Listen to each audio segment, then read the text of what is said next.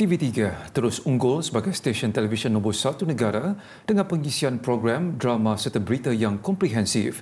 Kini lebih 4 dekad menyinari dunia penyiaran tanah air, TV3 terus tampil segar dan seiring dengan perkembangan semasa dunia digital. Sempena ulang tahun TV3 ke-41, wartawan Fahmi Tajuddin menelusuri transformasi bilik berita dalam menyediakan laporan sahih dalam dan luar negara.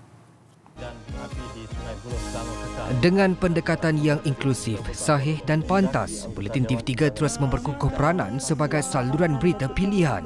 Dari era komputer asas, pita kaset rakaman ke zaman penyuntingan digital, kini ledakan teknologi kecerdasan buatan AI terus merubah wajah penyiaran kewartawanan moden. Namun teras Buletin TV3 kekal satu, menyampaikan informasi terkini, sahih dan dipercayai. Lebih 4 dekad Buletin TV3 kekal unggul dengan revolusi kandungan yang semakin ke hadapan, didokong kredibiliti editorial serta wartawan yang sentiasa terdedah dengan teknologi terkini. Detik-detik mendebarkan, tragedi, jenayah, bencana, tidak kira dalam negara malah di serata dunia, dilaporkan secara tuntas dan bergerak ke hadapan. Di Balai Berita Bangsar, Super Newsroom diwujudkan dengan gabungan pasukan berita termasuk surat khabar dan digital di bawah satu bumbung.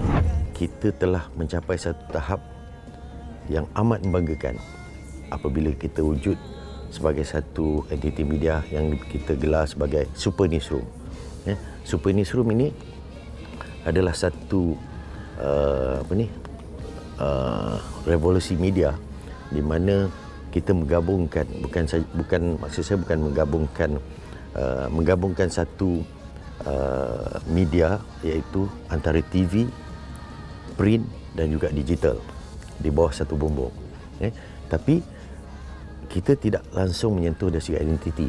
Ia sinergi editorial yang menyatukan kekuatan semua platform dalam memperkasa kualiti kandungan berita serta penyampaian informasi. Kini perkembangan semasa sentiasa dikemas kini. Buletin pagi, Buletin 1.30, Buletin utama, Detik Niaga, Nightline, laporan khas, aduan rakyat, soal rakyat dan berita terkini. Buletin utama terus menjadi pilihan penonton negara ini dengan 3.1 juta penonton direkodkan bulan lalu sahaja. Ia pencapaian yang membanggakan di sebalik pilihan saluran berita waktu perdana lain yang ada. Dan dalam era yang menyaksikan ledakan maklumat dan persaingan digital yang sengit, TV3 tidak ketinggalan dengan pendekatan pendigitalan berita. Apa yang ditonton di kaca TV kini secara langsung boleh ditonton dalam talian di semua platform media sosial dan laman web Buletin TV3.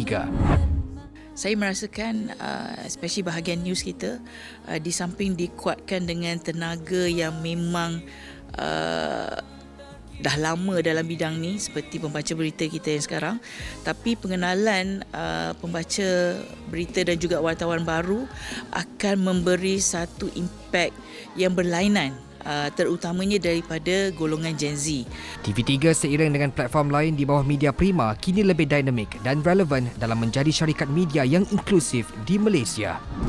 Kami bukan sekadar menyiarkan berita, kami bawa anda menyaksikan perubahan dunia. Berubah seiring zaman, pastinya prinsip kami tetap teguh untuk membawakan berita terkini, inklusif, relevan dan merakyatkan berita. 41 tahun bukan sekadar angka, yang menjadi lambang pembuktian ketahanan, evolusi dan kesetiaan. Terima kasih kerana menjadikan kami pilihan utama anda. Laporan Fahmi Tajuddin untuk 41 tahun TV3.